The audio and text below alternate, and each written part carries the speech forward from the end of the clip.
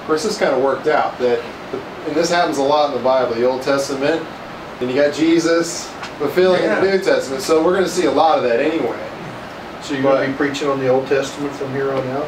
The next so several we can sermons have the bang on the New Testament. Yeah, several are going to be Old Testament stories, and then Jesus comes to fill it all up. New Testament, but so we're going to give the leaders that beforehand. And what would be nice is if at the end of the meeting you said, okay, next time we're going to talk about such and such passage, because we'll have that set. Is there someone here who wants to tell the story other than the facilitator? And so you listen to those stories, George. I mean, the church that's been doing this, they said they've seen some really neat things happen because, like, an unbeliever will come in and raise his hand and say, I'll tell it next week, and practices it 40 times, does better than I do. And it really gets into him, and he gets saved, Or the person who memorizes it, I heard another story, was practicing on his son, and his son was kind of wayward. His son gets interested, comes to the group, and comes to the Lord. And there's just something about investing your heart and your mind into that story and just getting it deep down into your soul so much that you can just tell it, from your heart. That it starts to make the change. So if different people will volunteer, that takes something load off of you, but you should probably still have it well enough anyway to be able to tell it. But so let's ask one problem. What? I think this is great. I love this whole subject. But I'm afraid, I look at the congregation, we had a lot of people, that they're not getting into it. It's going in one ear and out the other. They're not. It's hard to get people into things, and I hate to see anybody miss it. Like he mentioned, Marty. Okay, we're going to be getting so many people. It's going to. I can see it coming. It's going to just be impossible. But if you can get them into these home groups, they can really gain. The Lord can. This is a tremendous idea. But the problem, communicating it into them, so they take for example Alex. He's 18, just great. To get him into a group, of course you have a young people's group, and usually it's easier to get them together. But to work it all out, the mechanics, even you have mechanics problem. You know what I'm saying? To get people to come, like what's his name? That used to come. Mark and his wife. They have a daughter, Amanda. Thompson. Or Thompson. Yeah. They're still coming off and on. Yeah, but they're not. You've got to get them committed. Yeah. Yeah. You're right. We really need them. We've got to work some way. Let me ask you this: what would be wrong? Let's say I'm going to have mine at 5 to 7 on Sunday. After during the announcements or whatnot, or after your sermon, I could go, here's my address. We're going to talk about this 5 to 7 today. If anyone wants to come to my house, let me, because I can't compete with the rest of you guys. Got friends and got all your groups and whatnot. And I feel like I'm outside on the, on the edge of things, and I don't get an opportunity to invite people to come. And if anyone that I invite, I don't know if they're in your group. I don't know. You know what I mean? Well, we'll get that on paper for you and let you know, who's still out hanging out there, and you can invite them personally.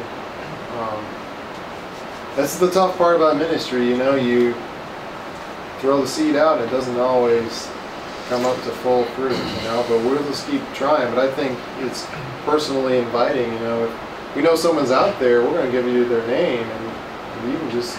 I know you won't have a problem going up and inviting them.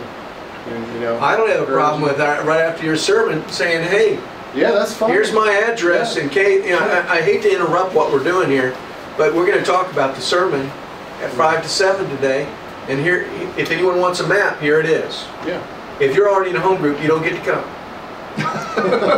Here's another consideration. You're having a number of the groups, the growth groups, meet here on Sunday.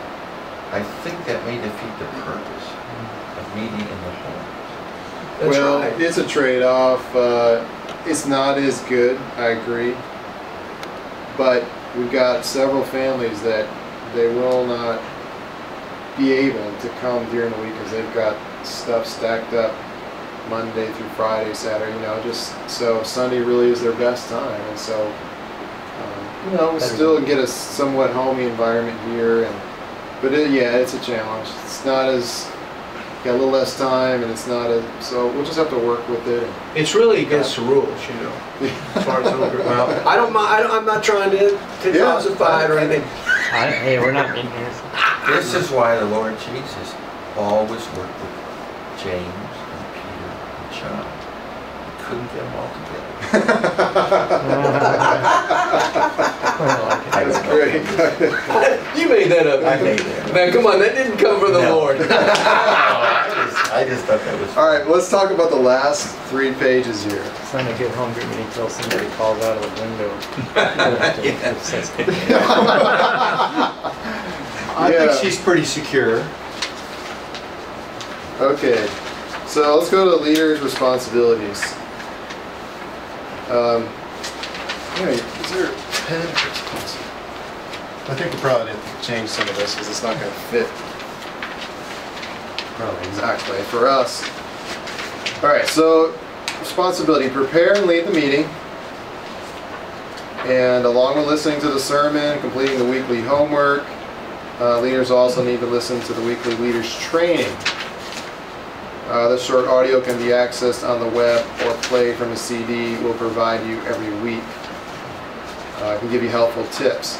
So what I wanted to do was do like a video, just a video myself on my computer. I don't know if, should I also have audio available for you too? Would that be beneficial? Yeah, don't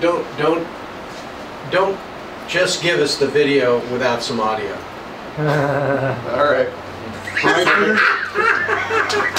Because you're not getting funny now. It's not that you're ugly or anything. But do you think, I mean, is there someone that'll need maybe just the audio to listen to while they're driving to work or something? I don't know how we could do that. You could probably help me do that some way. If you do the video right, Can I can just extract the audio. Can you extract it out? Okay. But also, sometimes you can play a video and just listen to it, like if you're driving. Can you do that You on play an a iPod? video. You can play it on YouTube on your phone. I don't have a phone that does it. Yeah. I'm cheap. Yeah, is there a way we can pick that up with our phone? Sure. Yeah. okay. Should I put it on YouTube? I need to add something. Uh-oh. Because, you know, I was all for this people committing, sign up for 10 weeks. Okay, I changed my mind. I'll tell you what. I think as we go on, other people who want to join in, they will hear about it, they'll find it, you know, and they'll want to come. And if we have this kind of restriction, which I liked, you know, I would at 10:30 lock the doors. I've told you that. Sorry, it's too late, can't get in. But I knew a pastor like that. But the thing is, people, they're listening. I know they're there, they're here, they don't hear it. They listen, but they don't hear it. Their mind is a million miles away. But all of a sudden it's going to dawn on them, hey, I'd like to be in that group. People could come in. I mean, if we got new people coming in, they can come to. I don't like this commitment stuff anyway. I don't think it's, I don't know, I just don't think it's of the Lord. We should be careful. Well, I think It's anyone can cultish. come in at any time. You know, if they come in new, you can jump into any group that you want. I would say that. People should come because they want to come. But If right. if you say, oh, that'd be a turn off, man. We want you to sign here, and we want you to commit to coming for 10 weeks. This is my opinion. I'm voicing it because I voice everything I do. It's okay. I mean, I just don't think it's a good idea to say, you know, I want you to commit to coming and being 10 weeks, you know. I can see leadership committing to. Yeah. Yes. That's But I think good. I'm with you, Bill, on that. Not These are sheep. And sheep don't like to be fences, you know, and Now, how did Jesus handle the sheep? Take up your cross, follow me. that's right, but he didn't say sign here and commit to it. Those are disciples. No. Those weren't the sheep. I can see that being a barrier to some people. I mean, for actually end up being like 7 weeks left. You can get yours to sign up and commit to it.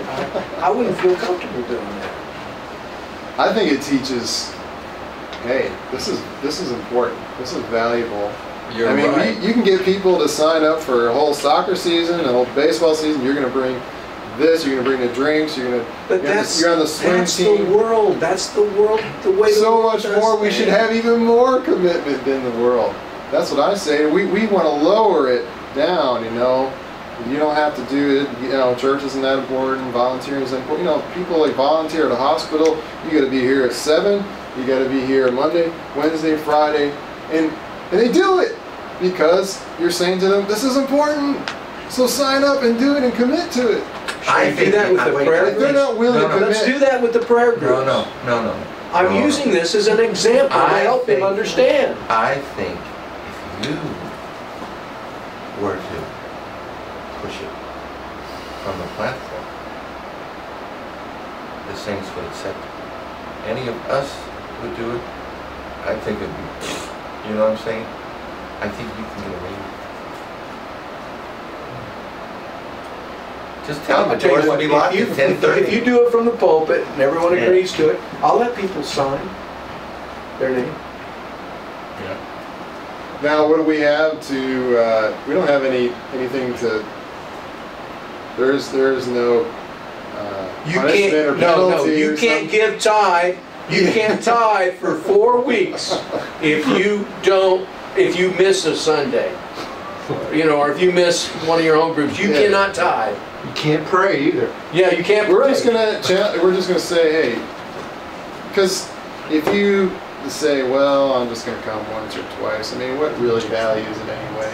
I think we're gonna try to teach them.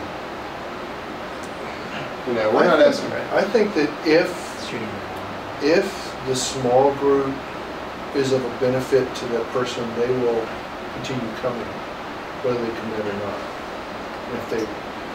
And Jonathan has a point that it might be an impediment to people saying, I'll come once. I'm not going to commit to anything. You want me to sign something? No. How many people do we have coming to the church that are not members?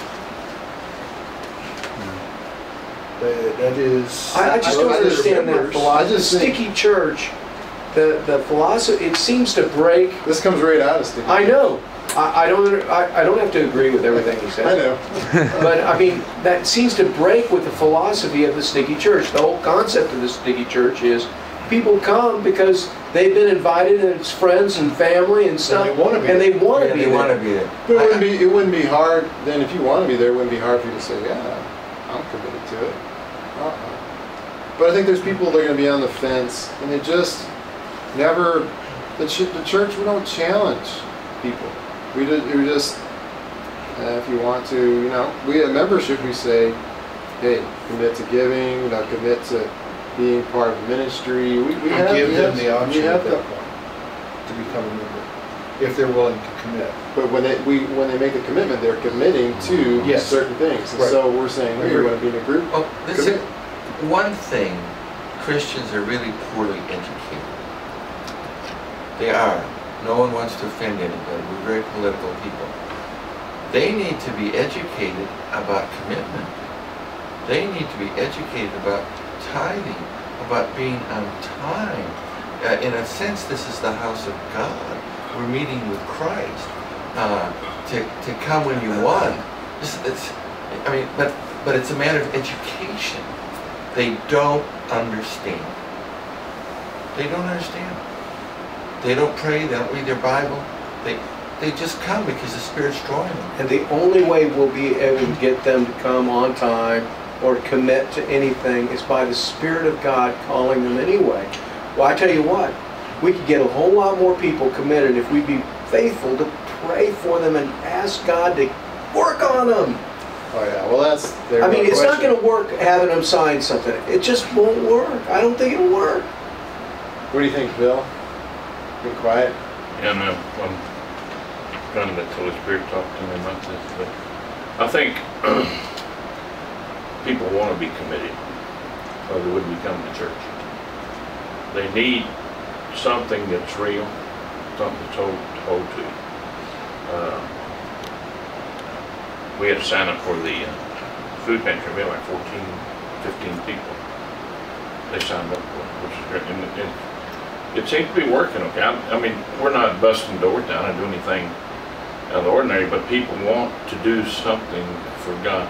Now, I've read some of that book too, and the only way to be a follower of Christ is you got to get the Word, and you got to be a disciple. You got to study the Word. And with our busy lives, a lot of us doesn't have a whole lot of opportunity. I'm fortunate I'm retired. George is retired, so we can spend more time with the Word probably than. But you have a family, but if you have a group, and I did this before. We at work where we had a 30-minute prayer meeting, and there's so much comes out of that little group, just in the 30 minutes that you have. And if you can get people to show up, they do have an opinion, they do have, and then they will learn. Because I remember one time when we were sitting in there, the guy, he started talking about demonic possession and how demons work. And I thought the guy was completely nuts at first, because I haven't been exposed to a lot. But then we got into it, seeing how it works and see how the Spirit, how that works. Mm-hmm. And I got interested in how it, and it is real. Stuff like that is real, and you learn from those small groups. And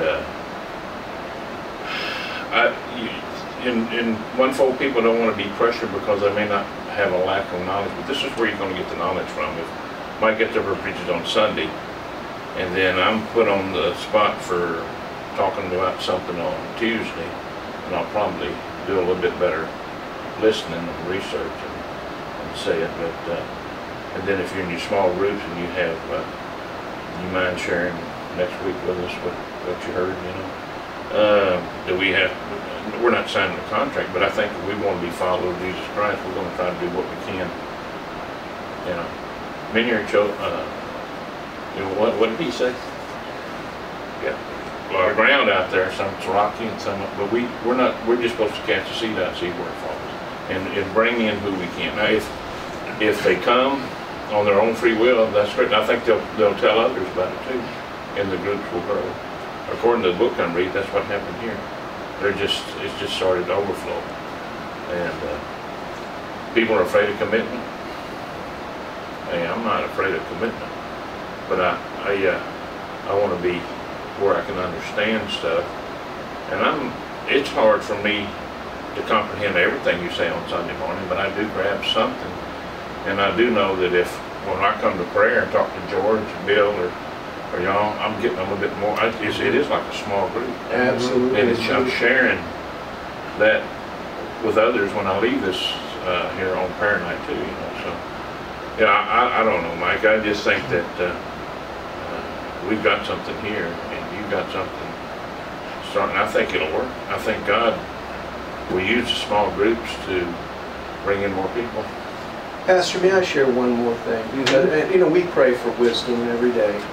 And I know God will lead us to do the right thing, regardless whether it's sign a contract or not. But the thing that hits me is, it's not really scriptural to get in partnerships, to make sign an agreement. It's not. I don't think it's where God's coming from. When he even talks about vowing a vow, being very careful. I mean, but when we speak it with our words, I mean, that's more of a contract than anything. But when you put people, like for instance, if someone were to sign a contract that they're going to come, you know, they would feel the bondage of that contract. And let's say something came up that was really important. We would be forcing them to choose between a signed agreement and something that was really important, a death in the family, or maybe a family coming in from out of town. I'm just appealing to you to think about this. I mean, it's not really appropriate. The contract would be, you know, obviously there are extenuating circumstances and all that. I don't know, you know, there might be some sort of happy medium. What does the contract say? Well, let's look at it. Small group. Oh, we're pretty much out of time here. We'll have to just, I think, table it and pray about it some more. And maybe there's a way to impress the importance of commitment, you know, without a sign on the dotted line kind of thing. So he's just got the purpose, you know, what's happening, and that, hey, we're going to meet on this night, and we're going to arrive. Time is this, and we're going to be there, and this is what it's about. But I mean, you can whatever you want in there or not in there. You know. Well, here's one. Here's a good one. I like this. Group members are responsible to arrange child care for their children. Nursing newborns are welcome, provided they are not a distraction to the group. That's not a bad thing to have as an agreement, because I know that it can be really distracting. That's one of the points of clarification that one of the families made with us. There are a lot of details to work out. Like when I talked with the Stranskys, Kathleen right away says, well, I go to sisters meeting, and Hannah, that's her 14-year-old daughter, she watches the kids while I go. And she says she can watch them. And I said, look, Hannah's 14. She needs to be in these meetings. Because she'll be 16 soon. If you don't get her by then, you lose her. I'm not saying she'll be a bad person, but you lose her to become a seeker after Christ. So she has to be in the meetings. And they have a boy that's 12, Joshua. He needs to be in the meeting. Otherwise, you lose him. These kids are a treasure. These are the, you know, we'll be dead. I'll be dead soon. But these are the, if the Lord tarries, these are His future. Yeah. These young people are the Lord's future. So we have to work out all these logistics. My last comment on this covenant idea is providing the folks that come to the group guidelines of what this group will be doing and what this group won't be doing, is just handing them a piece of paper saying, here's the intention of our group. Not that they would have to sign anything, but they would understand what's expected and what's not expected. I mean, maybe that's kind of a good medium is they put the expectations down and say, this is, for order of this group to work well, this is what we need to do, and we really need you here. We're just praying that you'll be committed to this. And if the group goes well, they'll keep coming. Yeah.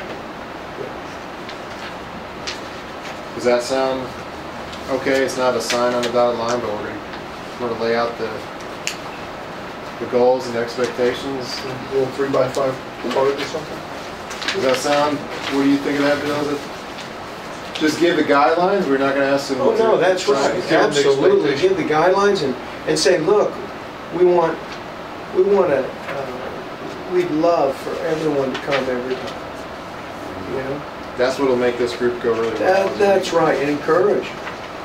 When I think of a covenant, I think of like maybe it was just, I don't know, maybe I made too much of it. No, I agree with you. When I look at this, it's not really that big a deal. That is the only hesitancy that I have, is the making vows. You know, is this equal to a vow kind of thing by signing a contract? I'd like Anything to that hear what sounds the like young that. guys have to say. Yeah. Yeah, what do you guys think?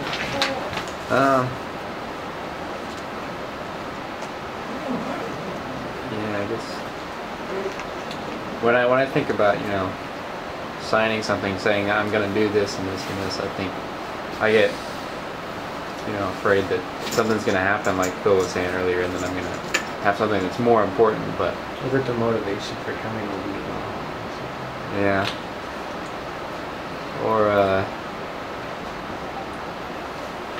I don't know. Yeah, I think you guys have been saying a lot of what I've thought already. You know. Isn't that the I best think- thing ever right there, Zach? She says, can I come? That's Yeah. the You main can come. thing. Here's the host responsibility. So the host, I actually haven't read it word for word. Keep your house clean, you know, to as best as you can. You don't be a legalist, but just to have some things there that, you know, this is what we're looking for. So, okay. I did think one thing, because I mean, last week I wasn't able to make it to either of the prayer meetings, and George, you know, really challenged me to really make more of an effort to come, and I think that's more of an effective method to get people to be committed, is to just read the situation, what's going on, why didn't they show up, you know, and if you, as a leader of a group, sense that they're just flaking out of it, then you can, you know, approach them, or approach them just to understand why they're not there, so that they don't, you know, get lost in the fringes. But like with the group we're meeting at Chris Corey's place, it's like I haven't even thought about the need to, you know, to ensure anyone's commitment, you know, because we're all there because we know we need it. On the other hand, something you don't want to do is when the guy doesn't show up, Yeah. you know, thank him for not showing up, and then when he does, say something like, "What are you doing here?" that sort of thing. I don't go for that. Thanks. And George, no, you didn't do that. All right, it's getting late. I can tell. We better pray. I can tell. All You right. need some humor. Okay. Let's see.